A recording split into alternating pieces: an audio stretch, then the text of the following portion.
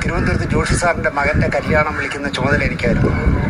ഞാൻ അവസാനമായിട്ട് സ്വബോധത്തോടെ ചേച്ചിയെ കണ്ടത് ആ കല്യാണം വിളിക്കാൻ വന്നതല്ല. ഞാൻ കൊണ്ടൊന്ന് കാർഡൊക്കെ കൊടുത്തു. എന്താ പറഞ്ഞ് എനിക്ക് എറണാകുളം വരെ വരാൻ വയ്യ, എന്നാലും എന്നെ ഓർത്തല്ലോ എന്നൊക്കെ പറഞ്ഞ് കുറേ സംസാരിച്ചു. ഒരു ഹതഭാഗ്യയായ നടി എന്ന് പറയാൻ വേണ്ടിയിട്ട്. കാരണം ജീവിക്കാൻ വേണ്ടി നാടകത്തിൽ പോവുക, നാടകത്തിൽ നിന്ന് സിനിമയിൽ വരിക, അവിടെ വെച്ച് കാര്യമായിട്ട് ശശി എന്ന് പറഞ്ഞൊരു വലിയ മനുഷ്യനെ പരിചയപ്പെടുക. പക്ഷെ അത് പിന്നെ അങ്ങോട്ട് ദാമ്പത്യ ജീവിതം നന്നാവാതെ പോവുക, രണ്ടുപേരും വേർപിരിയുക, ഒരു കുട്ടി പോലും ഇല്ലാതിരിക്കുക.